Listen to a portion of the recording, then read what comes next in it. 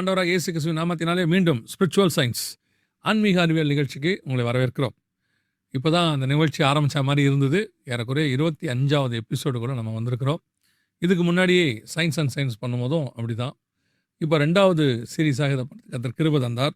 இதை ஏன் நம்மளுக்கு இந்த இன்ட்ரொடக்ஷன் கொடுக்குறேன் அப்படின்னா, அடுத்த எபிசோடு கூட, அதாவது 26வது எபிசோடு கூட நாம் இந்த ஸ்பிரிச்சுவல் சயின்ஸ் ப்ரோக்ராமுக்கு ஒரு சின்ன பிரேக் கொடுக்குறோம். அப்போ இதுக்கப்புறம் இந்த ப்ரோக்ராம் வராதா அப்படின்னா, இல்லை, கண்டிப்பாக வரும். கர்த்தருக்கு சித்தமானால், வருகை தாமதிக்குமானால் நிச்சயம் வரும்.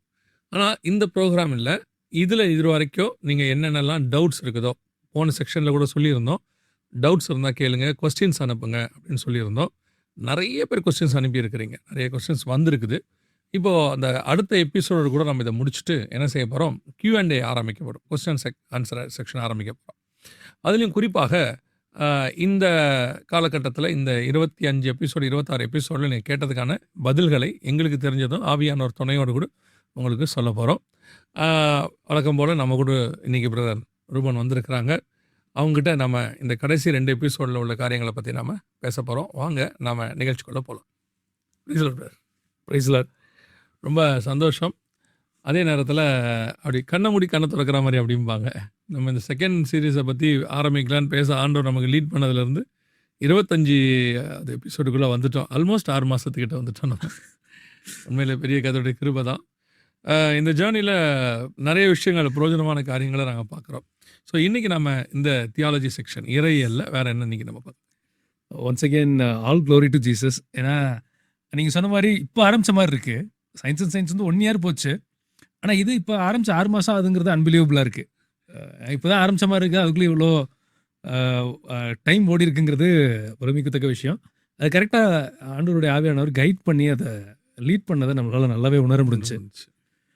So 200% glory to Jesus. And thank you once again for your invitation. So நீங்கள் சொன்ன மாதிரி நிறைய பேர் கொஷின் அனுப்பிச்சிருந்தாங்க. ஐ திங்க் இவங்க கொஷினை இந்த இந்த கேட்ட கொஷின்ஸுக்கு ஆன்சர் பண்ணாலே ஆல்மோஸ்ட் ஒரு 7-8 எபிசோட்ஸ் போயிடும்னு நான் நினைக்கிறேன். இது வரைக்கும் வந்தது சொல்கிறீங்க. ஆமாம், இப்போ இன்னும் வர வேண்டியது இருக்கு இல்லையா, நிறையா. ஆமாம். ஸோ ரெண்டாவது இந்த கேள்வி பதில் செக்ஷனுங்கிறது ஒரு ரொம்ப யூஸ்ஃபுல்லான செக்ஷனாக இருக்கும். பட் நம்ம அதை பற்றி அப்போ வரும்போது பேசலாம் நம்ம நினைக்கிறோம். இன்றைக்கி நம்ம ஏரியாவில் என்ன மெயினாக பார்க்க போகிறோம். ஸோ நம்ம டிஸ்கஸ் பண்ண மாதிரி இந்த எபிசோடும் இதுக்கு அடுத்த எபிசோடுக்கும் அப்புறம் நம்ம கொஷின்ஸ் நம்ம பார்க்க போகிறோம். ஸோ இந்த 2 எபிசோடு ஏன் ஸ்பெசிஃபிக்காக இப்போயே கூட நம்ம Q&A ஆரம்பிச்சிருக்கலாம். பட் ஸ்டில் அதை ஏன் நம்ம பண்ணல அப்படின்னா, அந்த கண்டினியூட்டி மிஸ் ஆகிடக்கூடாது அப்படிங்கிறதுக்கு தான். லாஸ்ட் ஒரு 3-4 எபிசோட்ஸாக நம்ம வந்து அந்த கிருபையும் கிரியையும் வச்சு நம்ம பார்த்துட்ருக்கோம். ஆமாம். ஸோ அதை கொஞ்சம் ஒரு ப்ராம்ப்டாக ஒரு ப்ராப்பராக ஃபினிஷ் பண்ணிட்டா ஐ திங்க் அந்த மாடூல் கம்ப்ளீட் பண்ணுறதுக்கு அது வசதியாக இருக்குங்கிறது என்னுடைய தாட். ஒரு பாடத்திட்டம் முழுமை பெற்ற மாதிரி இருக்கும். ஆமாம், ஆமாம். ஸோ நம்ம ஃபஸ்ட்டுலேருந்து அந்த செகண்ட் மாடூல் வந்து நம்ம ஐ திங்க் 6வது எபிசோட்லேருந்து ஆரம்பிச்சோன்னு நினைக்கிறேன். அதுலேருந்து இப்போ செகண்ட் மாடல் போயிட்டுருக்கு. Which is who is God who is man அப்படிங்கிற மாடலும் நம்ம இப்போ வரைக்கும் பார்த்துருக்குறோம். அதில் குறிப்பாக நம்ம ஒரு ஒரு ஒரு ஒரு தீமில் நம்ம பார்த்துட்ருக்குறோம். என்ன அப்படின்னா, அதான் பார்த்தீங்கன்னா நம்மளுக்கு வந்து இந்த ஹியூமன் அட்டானமி, மனுஷனுடைய தன்னாட்சி சுதந்திரங்கிறது எவ்வளோ பெருசு, அதுக்குள்ளே எந்த அளவுக்கு நம்ம கொடுக்காத பட்சத்தில் காடு செயல் பண்ண முடியாது, இந்த மாதிரி காரியங்கள்லாம் பார்த்துட்ருக்கோம். ஸோ இன்றைக்கி அதே ஒரு இதை வச்சு தான் நம்ம பார்க்க போகிறோம். இன்னைக்கு போகிறதுக்கு முன்னாடி பைபிளை பற்றி ஒரு விஷயம் சொல்கிறோம். என்ன அப்படின்னா, ஒரு சயின்டிஃபிக் எக்ஸாம்பிள் வச்சு நான் சொல்கிறேன்னே. இப்போ இது வந்து ஒரு மொபைல் ஃபோன் வச்சுக்கோமே. இந்த மொபைல் ஃபோன் இருக்குது. இந்த மொபைல் ஃபோன் வந்து 3 dimensional ஆப்ஜெக்ட் நம்ம சொல்கிறோம். அதில் நம்ம மேத்தமெட்டிக்கலாக பார்த்தோம்னா, ஃபிசிக்ஸை வச்சு பார்த்தோம்னா, இது ஒரு X dimension, Y dimension, Z dimension, 3 dimension இதில் பார்க்கலாம் நம்ம. அதனால தான் இதை 3 dimensional இமேஜின்னு சொல்கிறோம். இதை யூஸ்வலாக இதை பார்க்குறதுக்கு நம்ம மனுஷனுக்கு இருக்க கெப்பாசிட்டி வந்து பார்த்திங்கன்னா, ஒரே நேரத்தில் இதை மொத்தத்தையும் இப்படி பார்க்க முடியாது. அந்த எபிலிட்டி நம்மளுக்கு கிடையாது. இதில் யூஸ்வலாக என்ன பண்ணுவாங்கன்னா, ஃபிசிக்ஸில் ஃப்ரேம் ஆஃப் ரெஃபரன்ஸ்னு சொல்லுவாங்க. நீங்கள் எந்த இடத்துலேருந்து பார்க்குறீங்க அப்படி பார்க்கும்போது மேக்ஸிமம் 3 வியூ சொல்லுவாங்க. Top view, side view, bottom வியூன்னு சொல்லுவாங்க. ஆனால் இதை ஒவ்வொரு இதாக இப்படி திருப்பி திருப்பி பார்க்கும்போது ஆல்மோஸ்ட் கவுண்ட்லெஸ் நூற்றுக்கணக்கான வியூஸ் நீங்கள் இதில் பார்க்கலாம். நூற்றுக்கணக்கான ஃப்ரேம் ஆஃப் ரெஃபரன்ஸ் வந்து நம்ம பார்க்கலாம். அதான் நம்ம பெர்ஸ்பெக்டிவ்ஸ்னு சொல்கிறோம். இப்படி பார்க்கும்போது உங்களுக்கு ஒரு குறிப்பிட்ட பொசிஷன் உங்களுக்கு இதில் தெரியும் ஃபோனில். ஒருவேளை இப்படி திருப்பி பார்த்தோம்னா இன்னொன்று கொஞ்சம் தெரியும். கொஞ்சம் கொஞ்சம் நகட்ட ஒரு சைடு மறையும், இன்னொரு சைடு நம்மளுக்கு தெரிய ஆரம்பிக்கும். இதான் வந்து நம்ம 3 dimensional ஆப்ஜெக்டே நம்ம ஒரே நேரத்தில் எல்லாத்தையும் பார்க்குற ஒரு எபிலிட்டி வந்து மனுஷங்களுக்கு கிடையாது. இதை எக்ஸாம்பிளாக வச்சுட்டு இப்போ காட்ஸ் நேச்சர் வச்சு பார்ப்பேன். காடுடைய டைமென்ஷன் எத்தனை நம்மளுக்கு யாருக்குமே தெரியாது. ஆமாம், நம்ம அடிக்கடி அதை பேசியிருக்கோம். நம்ம வியூவில் தான் அது 3 டைமென்ஷனாக நம்ம அவரை பார்த்துக்கிட்டு இருக்கணும் ஒழிய அவருக்கு மல்டி டைமென்ஷன் இருக்கு. அவர் எத்தனை டைமென்ஷனில் இயங்குறாரு, அவருடைய வார்த்தைகள் எப்படிப்பட்டதுங்கிறதெல்லாம் நம்மளுக்கு முழுசாக புரிஞ்சுக்கிற கெப்பாசிட்டி வந்து மனுஷங்களுக்கு கிடையாது. ஸோ பைபிள் எப்போவுமே ஒரு விஷயத்தை புரிஞ்சுக்கும் போது அந்த கான்டெக்ஸ்ட்லாம் புரிஞ்சுக்கணும். ஒரு விஷயத்த ஒரு ஒரு ஒரு ஒரு பர்டிகுலர் விஷயத்தை எடுத்தோம்னா அந்த கான்டெக்ஸ்டில் நம்மளுக்கு என்ன கண்ணில் தெரியுதோ அதை நம்ம புரிஞ்சுக்கணும். சம்மந்தமே இல்லாத இன்னொரு இடத்துல போய் சொருகுனாங்கன்னா கன்ஃபியூஸ் ஆகிறதுக்கு நிறைய சான்ஸ் இருக்குது. அது யூகத்தின் அடிப்படையில் போயிடும். அப்படி இருந்திருக்கலாமோ அப்படின்றது, ஏன்னா அவங்களுக்கு தெரியல, அவங்க பார்க்கல. நான் அடிக்கடி ரெவலேஷன் படிக்கும்போது எனக்கு ஆண்டவர் சொல்லிக் கொடுத்தது தான். என்ன அப்படின்னா, உனக்கு நான் என்ன சொல்லிக் கொடுக்கணும்னு அந்த ஆங்கிளில் பாரு, அதை படிச்சுக்கோ. சம்டைம்ஸ் நமக்கு சொல்லிக் கொடுத்தவங்களோட ஆங்கிள் ஒன்று இருக்கும், அவங்களும் சரியாக சொல்லிக் கொடுத்துருப்பாங்க, அந்த ஆங்கிள் ஒன்று இருக்கும். ஆனால் நம்ம யூகிக்கிற ஆங்கிள் ஒன்று இருக்குது. இதுவாக இருக்கலாமோ. நான் சொல்கிறது ஒரு உதாரணத்துக்கு தான். இப்போது இது என்னோடய சப்ஜெக்ட்லேருந்தே சொல்கிறேனே, ஆன்டி கிரைஸ்ட் அப்படின்னு சொல்லி எடுத்து நம்ம அதை பேசும்போது அந்த குணாதிசயம் வந்து இன்னைக்குள்ள சில தலைவர்களுக்கு பொருத்தமாக இருக்கும். நீங்கள் சமீபத்தில் உங்களுடைய நேற்று வரையில் பார்த்தேன் அந்த. ஆமாம், அதனால தான் ரொம்ப தெளிவாக சொல்லுவோம், இவர் ஆன்டி கிரைஸ்ட் இல்லை, ஆனால் சுபாவங்கள் இருக்குது. ஸோ இப்போ நான் யூகிச்சுக்கிறேன்னு வச்சுக்கோங்க, ஒருவேளை இவராக தான் ஆன்டி கிரைஸ்டாக இருக்குமோ அப்படின்னும் போது மற்ற வசனங்கள் எல்லாத்துலேயும் எனக்கு வந்து இது அடிபட்டு போயிடும். சில காரியங்களில் வேறு இருக்கும், ஆனால் ஆன்டி கிரைஸ்ட் கூடிய மற்ற குணாதிசயங்கள் இதுக்கு ஒத்து போகாது. ஸோ அந்த மாதிரி நமக்கு தெரியாத இடத்துல வரும்போது நம்ம யூகிப்போமா, யூகிக்கிறது எனக்கு தெரிஞ்சு எப்பவுமே தப்பாக இருக்கும். ஸோ நமக்கு தெரிஞ்ச டைமென்ஷனை மட்டும் பார்த்துக்கிட்டு அந்த கான்டெக்ஸ்ட்டில் அதுதான் நீங்கள் சொல்ல வரீங்க, அந்த வசனத்தை அந்த கான்டெக்ஸ்ட்டில் மட்டும் நீங்கள் புரிஞ்சுக்கொள்ள தொடங்குனீங்கன்னா உங்களுக்கு அது சரியாக இருக்கும். பெர்ஃபெக்டாக சொன்னீங்க. நீங்கள் ஒரு பாயிண்ட் இப்போ சொல்லும்போது சொன்னீங்க, அந்த ஆங்கிளில் புரிஞ்சுக்கணும். அந்த வசனம் எந்த ஆங்கிள்லேருந்து பேசப்பட்டிருக்கோ அந்த ஆங்கிளை மட்டும் நம்ம பார்த்து புரிஞ்சுக்கிட்டோம்னா சேஃப். இல்லாட்டி இது என்ன ஆகும் அப்படின்னா, இவங்க கற்பனை ஃபுல்லாக நீங்கள் சொன்ன மாதிரி ஒருத்தர் கற்பனை பண்ண ஆரம்பிச்சிட்டாரு அப்படின்னா அது முரண்பாடாகி இவங்க எப்படிலாம் யோசிக்கிறாங்களோ அந்த மாதிரி உங்களுக்கு வசனம் தெரியும். அதில் இன்னொரு டேஞ்சர் ஒன்று இருக்குது, அதை நம்ம பதிவு பண்ணுறது நல்லது. இன்னொரு டேஞ்சர் இருக்குது, இவங்க தப்பாக புரிய ஆரம்பிச்சிட்டாங்களா, அதுக்கப்புறம் அதை நம்ப ஆரம்பிச்சிட்டாங்களா, இவங்க நம்பிட்டாங்கன்னா சேட்டன் அதை யூஸ் பண்ணுறதுக்கு வாய்ப்பு நிறைய இருக்குது. ஐ திங்க் அதுலேருந்து தான் அந்த டிசெப்ஷன் எல்லாமே வருதோன்னு எனக்கு ஒரு தாட் வருது. கண்டிப்பாக, எக்ஸாக்ட்லி அதுதான் நான் சொல்ல வரேன். அவங்க எங்கே டிசீவ் ஆகி டிசெப்ஷனுக்குள்ளே அவங்க போகிறாங்க, ரீசன்ஸ் அதாவது வஞ்சிக்கப்படுறாங்க அப்படின்னா என்ன, எங்கன்னா இவங்க ஆல்ரெடி ஒரு விஷயத்துக்கு வந்துட்டுவாங்க. இவங்க வந்துட்டு அவங்க ஒரு விஷயத்தை யோசிக்க ஆரம்பிச்சிட்டாங்கல்ல, அதுக்கப்புறம் பார்த்தீங்கன்னு சொன்னால் அதை பிசாசு யூஸ் பண்ணி அவங்கள பிடிச்சிருவான். ஒரு வேலை ஒரு உதாரணம் சொன்னால் இவங்களுக்கு பிரயோஜனமாக இருக்கும்னு நான் நினைக்கிறேன். கட்டாயமா வசனத்தின்படி மனிதன் மரிப்பதும் பின்னர் நியாயத்தீர்ப்படைவதும், திருப்பி அந்த மனுஷன் வரவே முடியாது, அந்த மனுஷன் திருப்பி பூமிக்குள்ளே வர முடியாது. அதான் பைபிள் சொல்லுது. சிலர் பார்த்தீங்கன்னா செத்துப்போன இவர் வந்தாரும்பாங்க, அவர் வந்தார் எங்கிட்ட உட்காந்து பேசினார் அப்படிம்பாங்க. வசனத்தின்படி வரவே முடியாது. வசனத்தின் இப்போ அந்த ஆபிரகாம் ஐஸ்வர்யான் சம்பத்தில் கூட லாசரை கொண்டு விடும்போது அவன் சொல்கிறான், இங்கேருந்து யாராவது போய் என் சகோதரர்களுக்கு சொல்லணும் போது இங்கேருந்து யாரும் போக முடியாதுங்கிறார் அவர். ஸோ வர முடியாது. ஆனால் இவங்க அதை நம்ப தொடங்கியிருப்பாங்க, ஒருத்தர் வராரு, ஒருத்தர் பேசுகிறாரு, ஒருத்தர் பண்ணுறாரு அப்படின்னு நம்ம பிசாசு ஒரு ஆள் ஏற்பாடு பண்ணிடுவான், அதே மாதிரி ஏற்பாடு பண்ணிடுவான், அதே மாதிரி அவங்ககிட்ட பேசுகிறாங்க. இவங்க நம்பிக்கிட்டே இருப்பாங்க, இப்போது நான் நினச்சதெல்லாம் கரெக்ட் தான் பாருங்க, ஆனால் வசனத்துக்கு ஒத்தே போகாது. இதுதான் இந்த டிசீவ் ஆகி அப்புறம் டிசப்ஷனுக்குள்ளே போகிறதுங்கிறது இதுதான். அமேசிங். நீங்கள் அது எவ்வளோ டேஞ்சருங்கிறத நீங்கள் சொன்ன எக்ஸாம்பிள் மூலமாக எனக்கு புரியுது. ஆபத்து, அதில் டேஞ்சர் இருக்குது அதில் நிறைய. ஸோ இப்போ இந்த வந்து கான்டெக்ஸ்டுவலாக புரிஞ்சுக்கிறத பற்றி தான் லாஸ்ட் 2 எபிசோடில் பார்த்தோம். ஆனால் மனுஷ மைண்ட் எப்படி அப்படின்னா எல்லாத்தையுமே யூனிஃபை பண்ண நினைக்கும். இது ஏன் இது வருது அப்படின்னா, சயின்ஸோட ஃபவுண்டேஷன் ஒன்று இருக்குது, ஃபிலாசபி ஆஃப் சயின்ஸ் அப்படின்னு ஒன்று சொல்லுவாங்க. Philosophy of mathematics, philosophy of சயின்ஸ்னு ஒன்று இருக்குது. அது என்ன அப்படின்னா, முடிஞ்ச அளவுக்கு எத்தனை ஈக்குவேஷனாக ரிலேட் பண்ண முடியும் அப்படிங்கிறத வச்சு சிம்பிளிஃபை பண்ணுறது தான் அதோட ஃபவுண்டேஷன். ஃபார் எக்ஸாம்பிள், இதை ஒரு வேளை கேட்கும்போது டக்குன்னு புரியாட்டினா கூட நான் ஒரு எக்ஸாம்பிள் சொல்கிறேன். மேக்ஸ்வெல்னு ஒரு ஃபிசிசிஸ்ட் இருந்தார். அவர் வரைக்கும் மனுஷங்க என்ன நினச்சிக்கிட்டு இருந்தாங்கன்னா, மேக்னெட்டிக் ஃபீல்டுங்கிறது வேற, எலக்ட்ரிசிட்டிங்கிறது வேற அப்படிங்கிற மாதிரி இவங்க நினச்சிட்டு இருந்தாங்க. மேக்ஸ்வெல் என்ன பண்ணார் அப்படின்னா, எலக்ட்ரிசிட்டியும் மேக்னெட்டிசமும் வேற வேற கிடையாது, இப்போ நீங்கள் ஸ்க்ரீனில் பார்க்குற மாதிரி இது ரெண்டும் தொடர்புடையது அப்படின்னு சொல்லி அந்த ஈக்குவேஷனை சிம்பிளிஃபை பண்ணி மேக்ஸ்வெல்ஸ் ஈக்குவேஷன் வந்தது. இப்போ இவங்க என்ன நினைப்பாங்கன்னா, எல்லாத்தையும் யூனிஃபை பண்ணுறது, எஸ்பெஷலி இந்த படித்த மைண்ட் இருக்கு இல்லையா, அது வந்து மைண்ட் அப்படி தான் யோசிக்கும். ஏன்னா ஃபிலாசபி ஆஃப் சயின்ஸ்னு ஒன்று இருக்குது. அது என்ன அப்படின்னா, முடிஞ்ச அளவுக்கு எல்லாத்தையும் இன்டகிரேட் பண்ணுறது. இன்டகிரேட் பண்ணும்போது பெட்டர் சொல்யூஷன் நம்ம ப்ரொவைட் பண்ணலாம். ஃபார் எக்ஸாம்பிள் வந்து எலக்ட்ரானிக்ஸ்னு ஒன்று இருந்தது, மெக்கானிக்கல்னு ஒன்று இருந்தது. அப்புறம் என்ன பண்ணாங்கன்னா மெக்கட்ரானிக்ஸ்னு கொண்டு வந்தாங்க. எலக்ட்ரானிக்ஸையும் மெக்கானிக்கலையும் சேர்க்கலாமா, அதனுடைய விளைவு தான் ரோபோட்டிக்ஸ் எல்லாமே வந்து மெக்கட்ரானிக்ஸ் விஷயம் தான். இப்போ அதுக்குள்ளே என்ன கொண்டு வராங்கன்னா, சாஃப்ட்வேர் கொண்டு வராங்க. இதெல்லாம் தனித்தனி கிடையாது, இது எல்லாத்தையும் கனெக்ட் பண்ணும்போது நிறைய சொல்யூஷன்ஸ் கொண்டு வரலாம் அப்படிங்கிறது மனுஷனுடைய எஸ்பெஷலி ஒரு படித்த மைண்டோட அப்படி தான் ட்ரெயின் ஆகிருக்கும். அது சம்டைம்ஸ் எனக்கு தெரிஞ்சு நான் சொல்ல சரியாக தெரியல, ஃபியூஷன்னு சொல்லுவாங்க சம் இதில். 2த்தையும் மிக்ஸ் பண்ண வச்சு அதிலிருந்து ஒரு புது விஷயத்தை கொண்டு வர்றதுங்கிறது இல்லையா? அதை ஃபியூஷன்ன்ற வேர்டு யூஸ் பண்ணுறாங்க. எக்ஸாக்டாக சொன்னீங்க. ஸோ இப்போ இவங்க என்ன பண்ணுவாங்கன்னா, இவங்க ட்ரெயின் ஆன விஷயம் இது. படித்த ஒரு திங்க் பண்ணுற ஆளாக இருந்தால் யூஸ்வலாக இவர் என்ன பண்ணுவார் அப்படின்னா, இதே அனாலஜியை பைபிளுக்கும் கொண்டு வருவாங்க. ஓகே. பைபிள் எல்லாத்தையும் ஒரே ஈக்குவேஷனாக மாற்றலாமா, எதையும் கனெக்ட் பண்ணலாமா அப்படிங்கிறதுல இவங்க ஒர்க் பண்ணுவாங்க. இதில் என்ன பிரச்சனை அப்படின்னா, கனெக்ஷன் மட்டும் பண்ண தெரியலன்னு வச்சுங்க, மிஸ்லீட் ஆயிடுவாங்க. ஃபார் எக்ஸாம்பிள் இப்போ நீங்கள் ட்ரெயினில் பார்க்குற மாதிரி டெலிஃபோன் எக்ஸ்சேஞ்சில் நீங்கள் பார்த்தீங்கன்னா வயரான நிறைய கனெக்ட் ஆகிருக்கும். ஆமாம், நூற்றுக்கணக்கான வயர் கனெக்ட் ஆகிருக்கும். முன்னாடி இந்த ரோட்டில் டவர் மாதிரி இருக்கும், அதை திறந்து அவர் எடுத்து ஒவ்வொன்று ப்ளக் பண்ணிக்கிட்டு இருப்பார். நான் பார்த்துருக்கேன் அதை. ஸோ இப்போ அதில் ஏதாவது மாற்றி கொடுக்குறாங்கன்னு வச்சுக்கிங்களேன், அவங்களுக்கு கன்ஃபியூஷன் வந்துடும். இதுதான் வந்து அந்த பிரச்சனையோட ஃபண்டமெண்டலே. இவங்க என்னன்னாங்க, படித்ததை வச்சு இது கான்டெக்ஸ்டுவலாக ஒரு ஆங்கிள் இருந்து புரிஞ்சுக்க விஷயத்த இந்த ஆங்கிளை மாற்றி ஏதாவது ஒன்று குளறுபடி பண்ணாங்கன்னா அவங்க போடுற மொத்த நம்பிக்கையுமே வேறு மாதிரி கன்ஃபியூஸ் ஆயிடுவாங்க. ஃபார் எக்ஸாம்பிள் லாஸ்ட்டு இந்த அனாலஜி வச்சுக்கிட்டு, இப்போ நம்ம சொன்ன அனாலஜியை வச்சுக்கிட்டு நம்ம வந்து ஒரு இந்த கிருபையும் கிரியையும் பார்ப்போம். ஓகே. வசனம் சொல்றது கலாத்தியர் 2:15 நியாயப்பிரமாணத்தின் கிரியையினாலே மனுஷன் நீதிமானாக்கப்படுவதில்லை என்று அறிந்து நியாயப்பிரமாணத்தின் கிரியைகள் அல்ல கிறிஸ்துவை பற்றும் விசுவாசத்தினாலே நீதிமான்களாக்கும் படிக்கு கிறிஸ்து இயேசுவின் மேல் விசுவாசிகள் ஆனோம். ஏசு கிறிஸ்துவ பற்ற விசுவாசத்துல தான் எல்லாமே இருக்கு அப்படின்னு சொல்றாங்க. இதுதான் வந்து வசனம் சொல்ற ஆங்கிள். இவங்க என்ன பண்ணிட்டாங்கன்னா, கிருபையையும் கிரியையும் கம்பேர் பண்றதை விட்டுட்டு கிருபையையும் கடமையும் கம்பேர் பண்ண ஆரம்பிச்சிட்டாங்க. இவங்க என்ன அனாலஜிக்கு வந்தாங்கன்னா, இதில் ஆக்சுவலி அதில் என்ன அப்படின்னா, நம்ம ரட்சிக்கப்பட்டு கடவுளுடைய பிள்ளை ஆகிற அளவுக்கு ஒரு கிரியை இருக்கா உலகத்துலன்னு கேட்டால் கிடையவே கிடையாது. இதுதான் ஃபேக்ட், இதுதான் ட்ரூத்.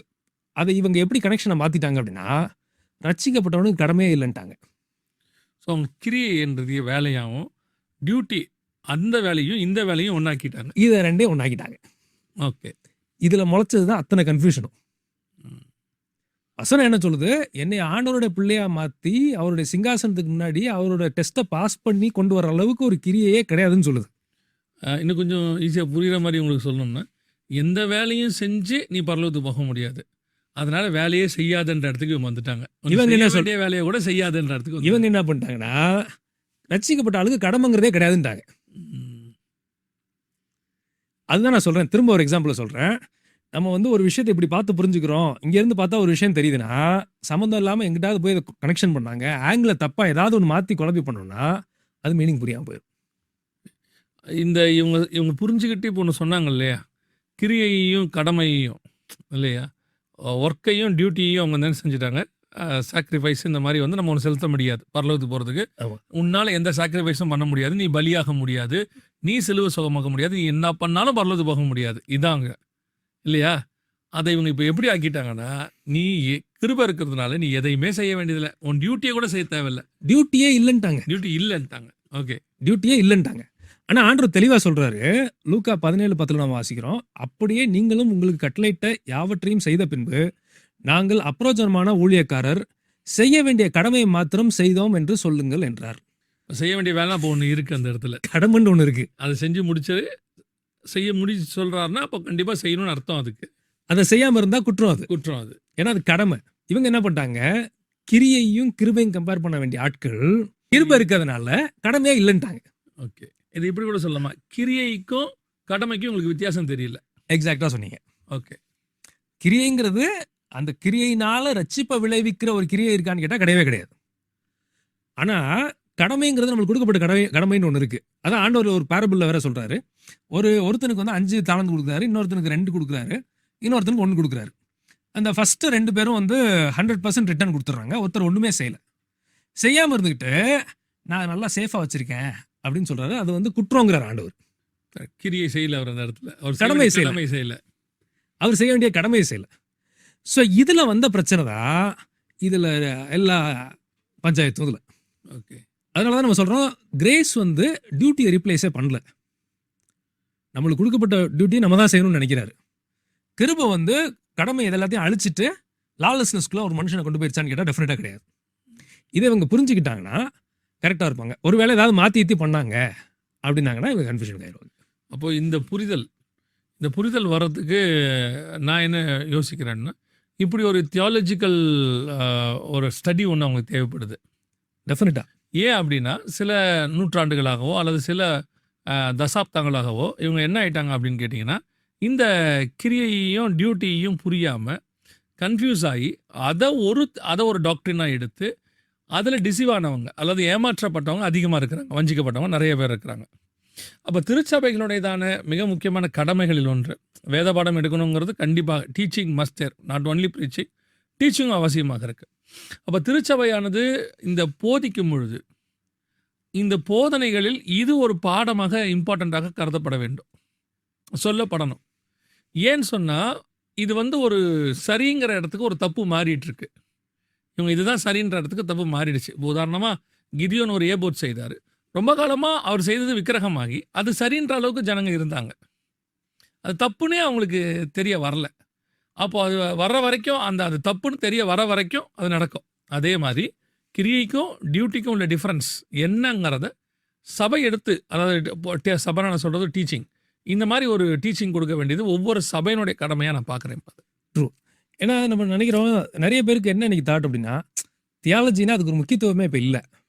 தியாலஜினா அது வேற ஆயிடுச்சு. இப்போ நீங்கள் நினைக்கிற தியாலஜி நம்ம இப்போ எடுத்துகிட்டு பேசுகிற தியாலஜி இல்லை. தியாலஜினா அது பைபிள் காலேஜில் உள்ளதான ஒரு சப்ஜெக்ட். பேச்சுலர் ஆஃப் தியாலஜி வாங்குறதுக்கு சர்டிஃபிகேட். அதில் என்ன படிக்கிறோன்றது கூட கிடையாது. இப்போ அதை புரிஞ்சு படிக்கிறவங்க ரொம்ப குறைவான சொற்பம் தான். அவங்களுக்கு அது சர்டிஃபிகேட்டுக்கான ஒரு பாடம், அவ்வளோதானே ஒழிய புரிதலே கிடையாது. அந்த புரிதல் வந்தால் தானே இவங்களை என்லைட் பண்ண முடியும், ஜனங்களை ஒரு வெளிச்சத்துக்குள்ளே கொண்டு வர முடியும். அந்த புரிதல் தியாலஜியோட முதல்ல தியாலஜினா என்னன்னு தெரியாது இவங்களுக்கு. அந்த இடத்துக்கு இப்போ போயிட்டுருக்கு. இப்போ அதனால தான் நம்ம சொல்கிறோம், தியாலஜியை சரியாக படிக்கலைன்னா அது நல்லது பண்ணுறத விட கெட்டதும் அதுக்கு பண்ண முடியும். நீங்கள் யோசிச்சு பாருங்க, கடமையாக ஒருத்தர் இல்லைங்கிறாரு, கடமையாக உங்களுக்கு நீங்கள் ரசிக்கப்பட்டாலும் கடமைங்கிறதே ஒன்று கிடையாதுங்கிறாரு. இவர் எந்த மாதிரி மைண்ட் செட்டுக்கு வருவார்? அது தியாலஜி மாதிரி தான் தெரியுது, அது லாஜிக்கலி கரெக்ட் மாதிரி தான் இவங்க சொல்கிற. அதில் என்ன பெரிய பிரச்சனைனா, இவங்க சொல்கிறாங்க இல்லையா, அந்த லாஜிக்கலி ஹியூமன் லாஜிக்லையும் மேத்தமெட்டிக்ஸும் போட்டிங்கன்னா கரெக்ட் மாதிரி தான் இருக்கும். அது இயேசு கிறிஸ்து எல்லாமே செஞ்சு முடிச்சிட்டாரு. இந்த ஸ்டேட்மெண்ட் உண்மைனா உண்மை, இது மாட்டுக்கிறதே இல்லை. இல்லை, ஆமாம். அப்போ நீங்கள் எதுக்கு செய்யணும் அப்படின்னு சொன்னால், இது லாஜிக்கலாக கரெக்ட் மாதிரி தான் தெரியும். மேத்தமெட்டிக்கலாக அதை ஈக்குவேட் பண்ணிங்கனாலும் கரெக்ட் மாதிரி தான் தெரியும். ஆனால் அது வஞ்சகமாக இருக்கும். இப்போது பவுல் சொல்கிறாரு, நான் சிலுவையில் அறையப்பட்டிருக்கிறேன். இயேசு சிலுவை சுமந்துட்டார், நான் ஏன் சிலுவை சுமக்கணும்? அடுத்து இயேசு சொல்கிறார், அவனவன் தன் சிலுவையை சுமந்து கொண்டு என்னை பின்பற்றி வர கடவன். அப்போ இயேசு சொல்கிற சிலுவைக்கும் இவங்க சுமக்க சொல்கிற சிலுவைக்கும் டிஃபரன்ஸ் இருக்குது. அவர் நம்முடைய பாவங்களை சுமதித்தார், அது பாவம், இது கடமை. உன்னை நீ சிலுவையில் அறைய வேண்டி இருக்கிறது. நான் உன் பாவத்தை மன்னிச்சிட்டேன், உன் மாம்சத்தை நீ தான் மேற்கொள்ளணும், அதுக்கான காரியங்களை நான் உனக்கு உதவி செய்வேன். அவையானவர் உதவி செய்கிறார். ஆனால் சிலுவை சுமக்க வேண்டியது நம்முடைய வேலை தானே. இந்த சிலுவையை அந்த சிலுவையை இவங்க எப்படி பார்க்குறாங்க? ஒரே சிலுவையாக பார்க்குறாங்க. அவர் தான் சுமந்துட்டாரு, நான் ஏன் சுமக்க வேண்டும் அப்படின்னா, அப்போது இவர் சொல்கிறார்ல, அவனவன் தன் சிலுவையை சுமந்து கொண்டு எடுத்துக்கொண்டு என்னை பின்பற்றி வர கடவன். பவுல் சொல்கிறார், என்னை நான் சிலுவையில் அறைந்திருக்கிறேன். அப்போ அந்த சிலுவை பற்றின உபதேசம், நான் சும்மா ஒரு உதாரணத்துக்கு தான் இதை நான் சொல்ல வரேன். சிலுவை அப்படின்னு எடுத்துக்கிட்டா சுமக்க தேவையில்லைங்க. ஏன் அதான் இயேசு சுமந்து முடிச்சிட்டாரு, அப்புறம் எதை சொன்னார் சுமந்துக்கிட்டு வான்னு? இந்த புரிதல் தான் டியூட்டிக்கும் கிரியைக்கும் உள்ள டிஃபரன்ஸ். இதுதான் டிஃபரன்ஸ். இதில் ஏதாவது கொஞ்சம் நீங்கள் இந்த ஆங்கிளை மாற்றி ஏதாவது வச்சு புரிஞ்சுக்கிட்டாங்கன்னா, இது மொத்தத்தையும் ஒரு ஆளையே ஒன்றும் இல்லாமல் ஆக்கிரும். ஒன்றுமே செய்ய மாட்டோம். அதுக்கு தான் ஒரு 2-3 எக்ஸாம்பிள்ஸை பார்ப்பேன். இதில் நான் பார்த்து ஆச்சரியப்பட்ட விஷயம், உங்கள் தாட் நீங்கள் அதில் சொல்லுங்கள். வெளிப்படுத்தல் 19 நான் பார்க்குறோம், பரலோகத்தில் உள்ள சேனைகள் வெண்மையும் சுத்தமுமான மெல்லிய வஸ்திரன் தரித்தவர்களாய் வெள்ளை குதிரையின் மேல் ஏறி அவருக்கு பின் சென்றார்கள். இது யாருன்னு நான் அண்டர்ஸ்டாண்ட் பண்ணது, ஆண்டவர் வெள்ளை குதிரையில் ஏறி போகிறாரு. அங்கே போன ஜனங்கள் தான் திரும்ப வெள்ளை குதிரையில் ஏறி வராங்க இல்லையா? அவங்க தான் திரும்ப வராங்க. இவங்க திரும்ப எதுக்கு வராங்க அப்படின்னா, சண்டை போட்டு உலகத்தை ஜெயிக்கிறதுக்காக வராங்க. நான் யோசிச்சு பார்த்தேன், ஹெவனுங்கிறதே ரெஸ்ட் தானே, ரெஸ்டிங் பிளேஸ் தானே. நம்ம யூஸ்வலாக நம்ம அது rest in peace, RIP, rest in peace தானே. அங்கேருந்து எதுக்கு இவங்க குதிரையில் ஏறி திரும்ப வரணும்? இல்லை, இன்னொன்று யோசிச்சு பாருங்க, ஆண்டவர் குதிரையில் ஏறி வராருன்னா எப்படினாலும் ஜெயிக்க தான் போகிறாங்க. இவங்க யாரும் வரலைனாலும் அவங்க ஜெயிக்க தான் செய்வாங்க. ஏன்னா காட் ஆஃப் த யூனிவர்ஸ் குதிரையில் ஏறி வரும்போது அவரை இன்னொருத்தர் சண்டை போட்டு ஜெயிக்கிறதுங்கிறதுலாம் கற்பனை கூட பண்ண முடியாத விஷயம். எப்படியும் ஜெயிச்சிருவாங்க. இதில் 2 விஷயம் நான் பார்க்குறேன். ஒன்று அவர் ஏறின வெள்ளை குதிரைவையே இவங்களுக்கும் கொடுத்து அவங்க அன்பை காண்பிக்கிறாரு, ஒரு ஆஸ்பெக்ட். இன்னொரு ஆஸ்பெக்ட் நான் யோசிக்கும் போது அது ஸ்டாச்சுட்டரி ஆஸ்பெக்ட். என்ன அப்படின்னா, இந்த உலகங்கிறது மனுஷனுடைய தன்னாட்சிக்கு உட்பட்ட விஷயம். அதில் அவர் ஜெயிக்கிறாரு, ஆனால் அங்கே மனுஷனும் இருக்கணும்னு விரும்புகிறாரு. ஏன்னா அவனுடைய சுயாட்சிக்கு உட்பட்ட விஷயம். இங்கே எப்படி டியூட்டியே இல்லைன்னு நம்ம சொல்ல முடியும்? மறித்து பரலோகத்துக்கு போயிட்டு சண்டை போடுறதுக்கு இவங்க திரும்ப வராங்க இல்லையா? அதை டியூட்டியாக தான் நான் பார்க்குறேன். நீங்கள் உங்கள் தாட்ஸு. நான் இது இப்போ நீங்கள் தியாலஜியில் பார்த்தீங்களே, நான் எஸ்கட்டாலஜியில் பார்ப்பேன். அதை எஸ்கட்டாலஜியில் எப்படின்னா, இப்போ வெள்ளை குதிரைங்கிறது என்ன அப்படின்னும் போது சகரியாவில் 6ஆம் அதிகாரத்தில் குதிரை என்பது ஒரு ஸ்பிரிச்சுவல் ஸ்பிரிட்.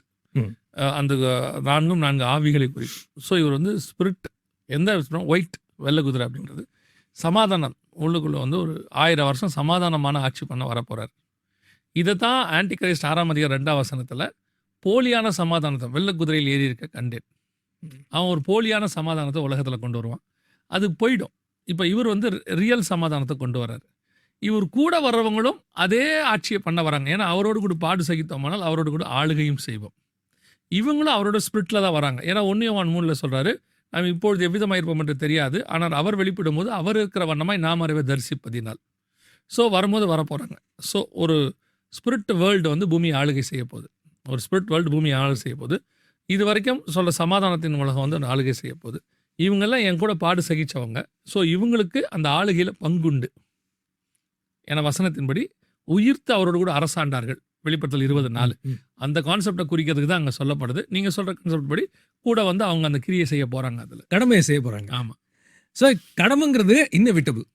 அது வந்து அது இல்லாமல் போச்சு அப்படின்னு சொல்கிறது அது வந்து ரொம்ப ரொம்ப தவறான ஒரு உபதேசமாக தான் நான் பார்க்குறேன். இதுக்கு ஒரு எக்ஸாம்பிள் நான் சொல்கிறேன். இதில் நீங்கள் எக்ஸாம்பிள் சொல்லுங்கள். ஒரு கடமையை செய்யாட்டி ஐயோன்னு வசனம் சொல்லுது. இது என்மேல் விழுந்த கடமை, அதை செய்யாவிட்டால் எனக்கு ஐயோ. ஸோ காட் உங்களுக்கு ஒரு கடமையை சொல்லி நீங்கள் அதை செய்யாவிட்டால் அது வந்து பாவமாக கருதப்படுது பைபிளில். அமேசிங். அப்போ செய்யாமல் இருக்கிறது எவ்வளோ பெரிய குற்றங்கிறது நம்ம அதில் புரிஞ்சுக்கணும். இதில் ஒரு எக்ஸாம்பிள் பாருங்கள். இந்த மைண்ட் செட்டுக்கு ஒருத்தர் வந்துட்டார். ஃபார் எக்ஸாம்பிள் நான் யோசிச்சுட்டு இருக்கும்போதே எனக்கு ஒரு தாட் வந்தது. கடைசி காலம் உலகம் அழிய போகுது, ஆண்டவர் வரும்போது உலகம் அழியுது, இதில் மாற்று கருத்தே இல்லை. இது பிப்ளிக்கல் தியாலஜி. இப்போ இருக்க ஒரு ஜென்ரேஷன் கேட்குறான்னு வச்சுங்க, உலகம் அழிய போதுங்கிறீங்க, கடைசி காலத்தில் ஆண்டவர் வரப்போறாருங்க, நான் ஏன் படிக்கணும்? இல்லை கேட்குறான்னு வச்சுக்கோங்க. இல்லை கேட்குறாங்க, யூத் மீட்ஸில் கேட்பாங்க, ஒரு சிலர்லாம் கேட்பாங்க, நான் வருக வரப்போதை ஏன் படிக்கணும்னு கேட்பாங்க. இப்போ இவன் ஏன் இந்த கன்க்ளூஷனுக்கு வந்தானா, ஆங்கிளை மாற்றி வயரை எங்கே சொருகணும்னு தெரியாமல் சொருங்கினது. இப்போ இதை யோசிச்சு பாருங்க, இது எவ்வளோ பெரிய டேஞ்சரஸான ஒரு வேர்ல்ட் வியூ அவனுக்கு, ஒரு பிலீஃப் அவனுக்கு உண்டாக்கும். நான் எதுக்கு வேலை செய்யணும்? இவங்க படிக்கக்கூடாது, இவங்க வேலை செய்யக்கூடாதுன்னு காடு எங்கேயாவது சொல்லியிருக்காருன்னு கேட்டால் எங்கேயுமே இருக்காது. ஃபார் எக்ஸாம்பிள் ஒருத்தர் கேட்குறாரு, வேலை பார்க்குற ஒரு ஆள் கேட்குறாரு, ஒரு பிரதர் கடைசி காலம் நான் ஏன் வேலை பார்க்கணும்? இப்படி ஒரு டீம்மேட்டு ஒரு பாஸுக்கு இருக்கான். அந்த பாஸ் நிலைமை என்ன ஆகும்னு யோசிச்சு பாருங்க. ஒரு டீமே அவருக்கு அப்படி இருந்துச்சுன்னா என்ன ஆகும்? அவனுக்கு பிபி வந்து எல்லா நோயும் வந்துடும். இதில் முடிக்கும் இது கூட பிரச்சனை இல்லை. இதுக்கு அடுத்தது இவர் வந்து சொல்லுவார், கிறிஸ்துவின் நிமித்தம் நான் எவ்வளோ பாடுபடுறேன்னு தெரியுமா? இவன் ஒரு மைண்ட் செட்டில் இருக்க பிரச்சனை இல்லை. இவன் பண்ணுற வேலைனால இவன் பாஸுக்கு ப்ரெஷராக வந்திருக்கும். ஆனால் இவனுக்கு மைண்டில் என்ன பிலீஃப் வரும் அப்படின்னா, கிறிஸ்துவுக்காக நான் எவ்வளோ பாடுபடுறேன், இந்த உலகம் என்னை பகைக்குதும்பா. அதாவது இந்த செய்ய வேண்டிய கடமையை செய்யாததுனால அதனால் வரக்கூடிய விளைவை கிறிஸ்துவின் நிமித்தம் வர பாடுன்னு நினச்சிப்பான் அவன் நினச்சிக்குவான். ஓகே, இவன் லைஃப் முடிஞ்சிடும். அதாவது நான் எப்படி பார்க்குறேன் அப்படின்னா, இப்போ இவங்க வந்து சில விஷயங்களில் மட்டும்தான் இப்படி இருக்காங்கன்னு நினைக்கிறேன். வருகை வரப்போகுது, அதே எக்ஸாம்பிள் நான் எடுத்துக்கிறேன். வருகை வரப்போகுது, படிக்க வேண்டாம், வருகையில் போகிறோம் அப்படின்னு அவன் நினைக்கிறான்ல. நைட் சாப்பிடாம படுக்கிறானா? அது பசிக்கும்ல. நாளைக்கு காலையிலைக்கு ரெடி பண்ணாமல் இருக்கானா? மாவாட்டாமல் இருக்கோமா? இல்லையா? நாளைக்குன்னு ஒரு ப்ரிப்பரேஷன் நம்ம மைண்டில் இருக்குல்ல. அப்போ ஏசு வரப்போகிறாரு, எந்த ப்ரிப்பரேஷன் இல்லை, நைட்டு நான் எதுவுமே செய்யலை, அப்படி இருக்கலாம்ல. ஏன் அப்புறம் ஃப்ரெண்டுக்கு ஃபோன் பண்ணி சொல்கிறீங்க நாளைக்கு காலைல 10 மணிக்கு நான் வந்து பார்க்குறேன்டான்னு? இல்லையா? அப்போ இவங்க வந்துட்டு நான் என்ன நினைக்கிறேன்னா, கிரியை செய்ய வேண்டியதை செய்யாமல் இருக்கிறதுக்கு ஒரு சோம்பேறித்தனமோன்னு கூட நான் நினைக்கிறது. அதுதான் ப்ராப்ளம். இதை நீங்கள் லாஜிக்கலாக இந்த ஸ்டேட்மெண்ட் அவங்க சொல்கிறாங்கல்ல, கடைசி காலம் வரப்போகுது வருக, நான் எதுக்கு வேலை செய்யணுங்கிற லாஜிக்கை நீங்கள் மேத்தமெட்டிக்கலாக பார்த்தா கரெக்ட் மாதிரி தான் இருக்கும். லாஜிக்கலாக மேத்தமெட்டிக்கலாக பார்த்தா அது கரெக்டு, ஸ்பிரிச்சுவலாக பார்த்தா அது வஞ்சகம். எனக்கு ஒரு நல்ல உதாரணம் ஞாபகத்துக்கு வருது. உலகம் அழிய போகுது இல்லையா? ஏன் வேலை கட்டணும்? வேலையை கட்டணும் இல்லை. உலகம் அழிதுன்ட்டு நோவா சும்மா இருக்க முடியுமா? அவர் செய்ய வேண்டிய கிரியை ஒன்று இருக்குது, கடமை. அந்த கடமையை செய்து முடிக்கிறதுக்கும் அதனால் வரக்கூடிய பலன் தான் அதனால் அவர் மீட்கப்படுவது. இவர் இந்த கடமையை செய்யாமல் இருந்திருந்தார்னா அந்த மீட்புங்கிற பலன் அவருக்கு கிடைக்காது. அப்போ காட் வந்து நம்மக்கிட்ட கடமை கண்டிப்பாக எதிர்பார்க்குறாரு, ஏதோ ஒன்று செய்யணும்னு எதிர்பார்க்குறாரு. டெஃபினட்டா. இன்னொரு ஆங்கிளில் பார்ப்பேன், இவன் இந்த உலக காரியத்தையே ஒழுங்காக செய்யலைன்னா ஆவிக்குரிய காரியத்தை எப்படி ஒழுங்காக செய்வான்? எக்ஸாக்ட்லி. கொஞ்சத்தில் உண்மையாக இருந்தாலும் அன்னைக்கு அதிபதியாக போகிறார். ஆமாம். நான் ஒருத்தர் சொல்லி கேள்விப்பட்டிருக்கேன். ஆல்மோஸ்ட் அவர் வந்து 18 மணி நேரம் ஒரு நாளைக்கு ஒர்க் பண்ணுவார். அவர் ஊழியம் பண்ணும்போதும் சரி, அவர் வேலை பார்க்கும்போதும் சரி, அந்த மாதிரி தான் ஒர்க் பண்ணுவோம் அப்படின்னு சொல்லுவேன். நான் உங்களை பார்த்துருக்கேன், நீங்கள் எவ்வளோ பிஸியாக இருப்பீங்கிறதையும் நான் பார்த்துருக்கேன். இதெல்லாம் நம்மளுக்கு கொடுக்கப்பட்ட கடமை தானே. இல்லை, அது செய்யறதுக்கு தான் அந்த வேலையை நம்ம செய்யணும் கண்டிப்பாக. இப்போது நான் ஒரு உதாரணத்துக்கு சொல்லுறேன். வருகை வரப்போகுது அப்படிங்கிறதுனால நம்ம ரூமை சாத்திட்டு வெறும் ஜோம் மட்டும் பண்ணால் பத்துமானா பத்தாது. அது அந்த வருகைக்கு அந்த நேரத்தில் ஆயத்தப்படுத்து இதில் நிறைய விஷயங்கள் இருக்குது. அதெல்லாம் செய்யாமல் சும்மா இருக்கிறது பாவமாக கருதப்படும். அதுதானே இல்லையா? அப்போது 18 ஹவர்ஸ் இன்னும் ஒரு படி மேலே போய் பார்த்தீங்கன்னா, உலக பிரகாரமாக 12 மணி நேரம் வேலை செஞ்சுருந்தா இதுக்கு ஒரு 18 மணி நேரம் வேலை செய்யணும். ஜாஸ்தியாக தானே பண்ணணும். ஆமாம், அதான் ஒரு 1/2 hour 1 hour எக்ஸ்ட்ரா செய்யணும். ஏன்னா நம்ம ஹெவன்லி கிங்டமுக்கு வேலை பார்க்குறோம். இப்போ எப்படி ஆயிடுச்சு, அங்கே தான் நான் 12 மணி நேரம் வேலை செஞ்சேன், இங்கே நான் வந்து வேலை செய்ய வேண்டியது இல்லை. ஆண்டவர் எல்லாம் செஞ்சு முடிச்சிட்டாரு. நான் ரெஸ்ட் எடுக்க தான் இங்கே வந்திருக்கேன். ரட்சிக்கப்பட்டது ரெஸ்ட் எடுக்க தான் அப்படிங்கிற மாதிரி ஆயிடுச்சு. அப்படி மாறிடுச்சு. இதில் என்னன்னா, இவங்க வெளியில் பேசும்போது இவங்களோட அந்தரங்கம் வந்து இந்த மாதிரி ஏதாவது ஒரு தப்பான ஒரு விஷயத்த பிலீவ் பண்ண ஆரம்பிச்சிருப்பாங்க. ஆனால் அவங்க பேசுறது வந்து பார்த்தீங்கன்னா வேறு ஏதோ ஒன்று பேசுவாங்க. ஃபார் எக்ஸாம்பிள் சொல்லணும்னா, மோசைக்கு வந்து திரும்ப போனால் கொன்றுவாங்கிற பயம் இருக்கும். அந்த பயத்தினால இவர் என்ன சொல்லுவார், எனக்கு வந்து வாய் பேச முடியல, இந்த மாதிரி பல காரியம் இதெல்லாம் இருக்குது உண்மை. ஆனால் ஃபவுண்டேஷன் பார்த்தீங்கன்னா அங்கே போனால் நம்மளை கொன்றுவானோ அதை தெரிஞ்சு தான் ஆண்டவர் சொல்லுவார், உன்னைய கொல்லணும்னு நினச்சவெல்லாம் செத்துட்டான், இப்போ நீ போ அப்படிம்பார். சம்மந்தம்லாம் வார்த்தையை சொல்லுவார். கரெக்ட். அவன் இங்கே அதை பற்றி சொல்லியிருக்கவே மாட்டான். ஆனால் மனசுக்குள்ளே அவனுக்கு அவருக்கு இருந்த பயம் என்னென்னா, அது போனால் நம்ம கொலை பண்ணிடுவான். அதே மாதிரி இவங்களுக்கு ஏதோ இவங்க பிலீஃப் சிஸ்டமில் ஏதோ ஒரு கரப்ஷன் உள்ள வந்திருக்கும், வஞ்சகம் வந்திருக்கும். அதனால இவங்க என்ன பேசுவாங்கன்னா, ஆண்டவர் தான் வராருல்ல, நான் எதுக்கு வேலை செய்யணும், எனக்கு எதுக்கு கடமை அப்படிங்கிற மாதிரி நரேட்டிவ் மாற்றுவாங்க. அதில் வர்ற விளைவு என்ன சொல்லுவாங்கன்னா, உலகம் எங்களை பகைக்கிறது, ஆண்டவருக்காண்டி நாங்கள் வழியை சுமக்கிறோம் அப்படின்னு சொல்லுவாங்க. வேலை செய்யாமல் சும்மா இருந்துட்டு அதுக்கப்புறம் கண்டிப்பாக ஒரு தரித்திரம் வரும். ஸ்பிரிச்சுவலாகவும் சரி, ஒரு ஊழியத்துக்குன்னு பாதையிலே நான் சொல்கிறேன். நீங்கள் உலக பிரகாரமாக ஒரு 8 மணி நேரம் 10 மணி நேரம் வேலை செஞ்சீங்க, விட்டுட்டு ஊழியத்துக்கு வரீங்க. அப்போ ஊழியத்துக்கு வந்தால் 10 மணி நேரம் வேலை செய்யணும். ஞாயிற்றுக்கிழமை மட்டும் வேலை செஞ்சால் போதுங்கிற முடிவுக்கு நீங்கள் வரீங்க. ஆனால் காட் என்ன எக்ஸ்பெக்ட் பண்ணுறாருன்னா, அதை விட எனக்கு அதிகமாக தான் செய்யணும்னு அவர் எதிர்பார்க்குறாரு. அப்போ நீங்கள் அந்த 8 மணி நேரம் வேலை செஞ்சால் போதும், ஞாயிற்றுக்கிழமை மட்டும் பண்ணால் போதும்னு முடிவு எடுக்கும் போது அதுக்குரியதான பலன் தான் உங்களுக்கு வரப்போகுது. இவங்க என்ன சொல்லுவாங்கன்னா, ஆண்டவருக்காக வந்தேன், உபத்திரவப்படுறேன், கஷ்டத்தில் வரேன். ஸோ நீங்கள் எவ்வளோ கடமையை நீங்கள் செய்கிறீங்களோ அவ்வளோ கர்த்தர் இங்கே அதுக்கான பலனை கொடுக்க வல்லமை. அவன் கிரியைக்கு தக்கதான பலன் வருதுன்னு தானே அவர் சொல்கிறாரு. ஏதோ ஒரு விதத்தில் வரதானே செய்யுது. ஸோ இந்த செய்யாமல் உட்காந்துட்டு அதே நேரத்தில் அதனால் வரக்கூடிய விளைவுகளை உபத்திரவம்னு நம்ம சொல்லக்கூடாது. அப்படிதான் நீங்கள் சொல்கிறீங்க. ஆனால் இது பார்க்குறதுக்கு எப்படி தெரியும்னா, அவர் சொல்கிறது உண்மை கரெக்ட் மாதிரியும் லாஜிக்கலி சென்சிபிள் மாதிரியும் தான் தெரியும். ஆண்டவருக்காக விட்டுட்டு வந்தார், இப்போ ஒரு உபத்திரவப்படுறாரு. ஆனால் நடுவில் ஒரு கடமை வந்து மிஸ் ஆகிறதுங்கிறது தெரியாது, அது வெளியில் தெரியாது. ரொம்ப ரொம்ப ரொம்ப சந்தோஷம். நல்ல எக்ஸ்ப்ளனேஷன். அதாவது இன்றைக்கி உள்ள யங்ஸ்டர்ஸ் மினிஸ்ட்ரிக்கு வரவங்க என்ன செய்யணுங்கிறதுக்கு இது வந்து ஒரு நல்ல உதாரணமாக இருக்குது. கர்த்தருக்கு சித்தமானால் இன்னொரு எபிசோட் வழியாக நம்ம சந்திக்கலாம். பிரதருடையதான இந்த காரியங்கள் அவருடைய சேனல் வாய்ஸ் ஆஃப் பைபிள் அதுலேயும் வருது. நீங்கள் அதையும் பாருங்கள். அது மட்டுமல்ல, உங்களுடைய கேள்விகள் நம்ம சொன்னோம் இல்லையா, இன்னும் ஒரு எபிசோட் தான், அடுத்த எபிசோடு கூட இந்த ஸ்பிரிச்சுவல் சயின்ஸ் ப்ரோக்ராமை நம்ம தற்காலிகமாக நிறுத்துகிறோம். அதுக்கு பிறகு Q&A கொஸ்டின் அண்ட் ஆன்சர்ஸ் கொண்டு வருகிறோம். அதோடு கூட விசேஷமாக உங்களுடைய கேள்விகளை கமெண்ட் செக்ஷனில் போடாதீங்க. நிறைய பேர் கரெக்டாக ஃபாலோ பண்ணி வாட்ஸ்அப்பில் அனுப்பியிருக்கீங்க, மெயிலில் அனுப்பியிருக்கீங்க. அதே மாதிரி இந்த வாட்ஸ்அப் நம்பர், இந்த மெயில் ஐடி இதுக்கு மட்டும் அனுப்புங்க. இதில் வர கேள்விகளுக்கு மட்டும்தான் பதில் சொல்ல முடியும். நீங்கள் கமெண்ட்ஸில் என்ன கேட்டாலும் திருப்பி நான் நிறைய தடவை கேட்குறேன், எத்தனை தடவை சொன்னேன் எனக்கு பதில் சொல்லலை, என்ன சொன்னாலும் கமெண்ட்டில் கேட்கப்படுகிற கேள்விகளுக்கு பதில் சொல்ல மாட்டாது. கர்த்தருக்கு சித்தமானால் வருகை தாமதிக்குமானால் இன்னொரு எபிசோட் கடைசியாக ஸ்பிரிச்சுவல் சயின்ஸ் லாஸ்ட் எபிசோட உங்களை சந்திக்க போகிறோம். God bless you. Thank you brother.